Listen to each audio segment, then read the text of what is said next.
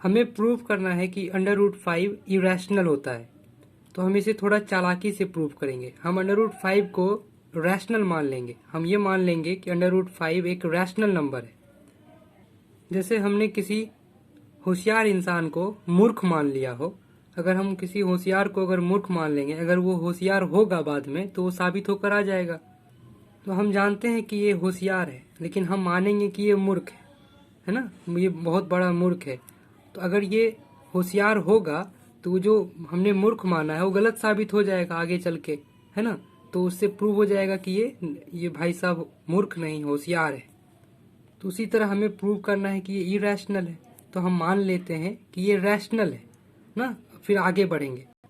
तो हमने मान लिया है कि let us assume that root 5 is rational, है ना। हमने कॉन्ट्राडिक्शन से इसे प्रूव करने जा रहे हैं। हम इसके अपोजिट इसको मान चुके हैं कि ये रूट 5 एक रैशनल है। अब रैशनल क्या होता है? ऐसा कोई भी न दुनिया का नंबर जिसे हम इंटीजर अपॉन इंटीजर के फॉर्म में लिख सकें। रैशनल नंबर वो होता है जो इंटीजर अपॉन इंटीजर के फॉर्म में होता है, यानी कि जैसे a अपॉन बी लिखा हुआ है, तो a भी अगर इंटीजर है, जहाँ पे a भी इंटीजर है और b भी इंटीजर है, तो दो इंटीजर का रेशियो हमेशा रैशनल होता है।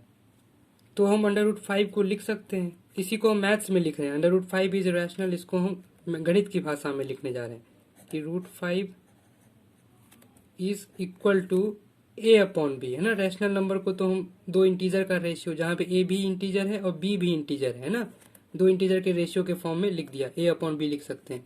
और हम यहाँ एक और चीज मानने जा रहे हैं कि a और b में 1 के अलावा कोई अदर फैक्टर नहीं है, यानी कि ना a किसी से डिविजिबल है और ना ही b किसी से डिविजिबल है। तो इसमें 1 ही फैक्टर हो सकता है।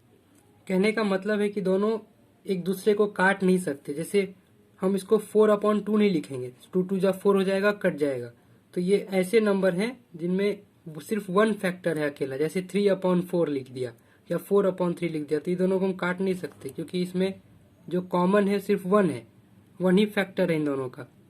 तो ये दोनों ध्यान रखना है कि दोनों कटने ना पाए, इन दोनों में 1 के अलावा और कोई अदर फैक्टर ना हो। तो हम इसको ऐसे नंबर को क्या कहते हैं? को प्राइम। तो हम ए और बी को क्या मानेंगे? वेयर हम लिखेंगे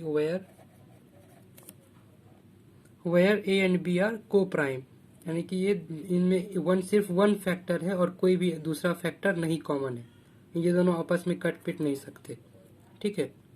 अब हम दोनों तरफ स्क्वायरिंग कर लेंगे, दोनों तरफ स्क्वायर कर लेंगे। तो अंडर रूट 5 का स्क्वायर क्या हो जाएगा? अंडर रूट 5 का स्क्वायर हो जाएगा 5, है ना। और a अपॉन बी का स्क्वायर, ऐसे a अपॉन बी का ऐसे स्क्वायर कर दिया, तो 5 तो लिखा ही हुआ है यहाँ पहले से, और a स्क्वायर हो गया, b का स्क्वायर b स्क्वायर हो गया, ऐसा। अब इसको हम एक और चीज़ लिख सकते हैं, ऐसे उल्टा करके लिख सकते हैं कि b स्क्वायर को हमने यहाँ भेज दिया और 5 को इसके नीचे ले आए। ये देखो 5 हम लिख सकते हैं ना, 5 इंटू बी स्क्वायर बरा इस इक्वल टू में a स्क्वायर, ऐसा लिख सकते हैं इसको। तो इसको मान लेते हैं इक्वेशन 1, ये प्यारा सा इक्वेशन 1 हो गया।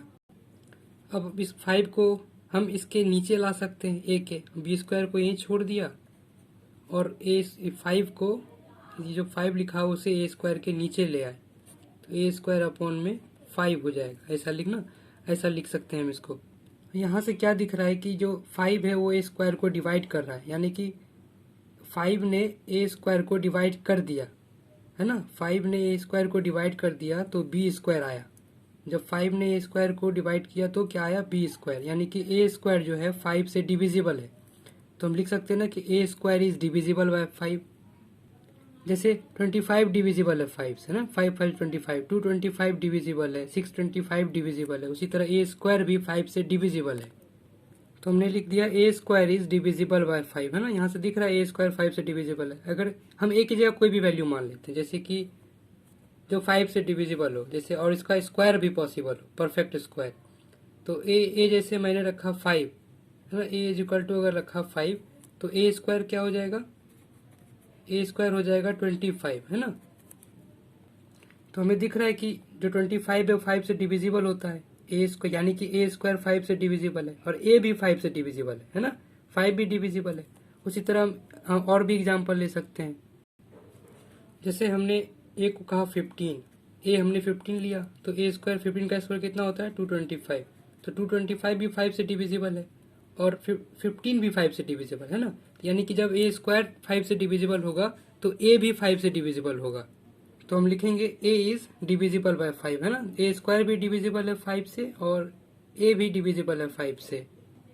तो यहाँ हम ए को लिख सकते हैं ए इज इक्वल टू 5 इंटू है ना, क्योंकि 5 से डिविजिबल है 5 इंटू समथिंग। जैसे ए इज इक्वल टू 25 ले सकते हैं, 25 ले सकते हैं ना, सब तो 5 का मल्टीपल है।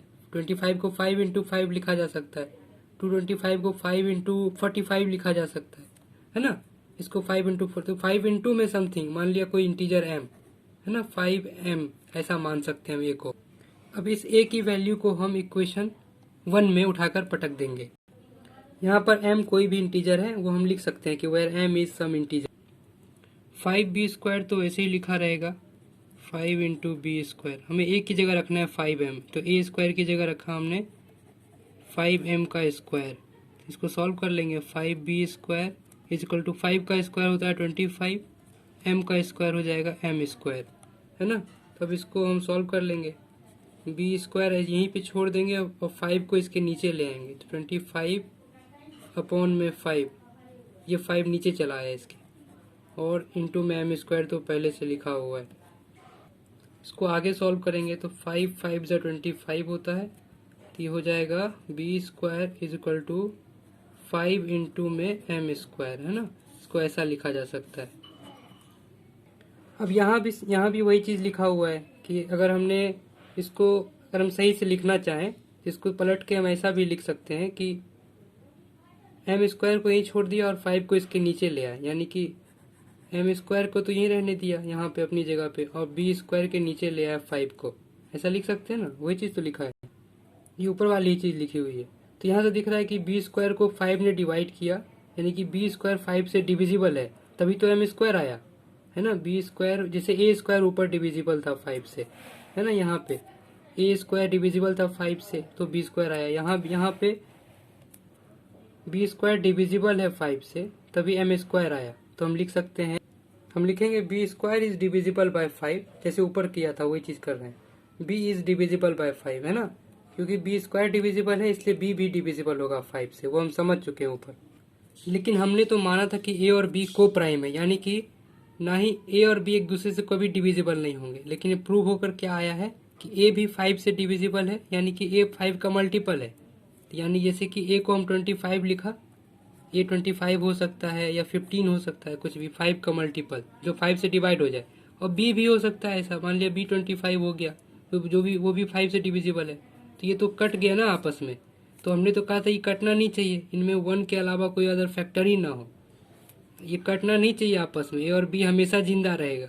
ये तो कट पिट गया तो 1 आ गया, तो ऐसा नहीं हो सकता है। तो ऐसा मान के हमने खुद के ही पाँव पे कुल्हाड़ी फेंक लिया है ना, खुद के ही पैर पे कुल्हाड़ी मार लिया हमने, हमने अपने ही हाथों से खुद का गला घोंट लिया। ये देखो, हमने यहाँ माना था ए और बी को प्राइम है, और नीचे हम प्रूव करके कह रहे हैं कि ए भी डिविजिबल है 5 से, ए इज डिविजिबल बाय 5, और फिर हमने कहा कि बी इज डिविजिबल बाय 5, तो ये तो पाप हो गया। तो हम लिखेंगे इसमें, this contradiction has arised because of our incorrect assumption that root 5 is rational. ऐसा क्यों हुआ, ये लफड़ा क्यों पैदा हुआ? क्योंकि हमने शुरू में ही गलत मान लिया था कि रूट 5 जो है रैशनल है, इसीलिए ऐसा हुआ। तो this contradiction has arised because of our incorrect assumption that root 5 is rational, so we conclude that under root 5 is irrational. हम ऐसे ही इसको प्रूव कर देंगे। तो यहाँ पे हमारा क्वेश्चन नंबर 1 खत्म हो गया।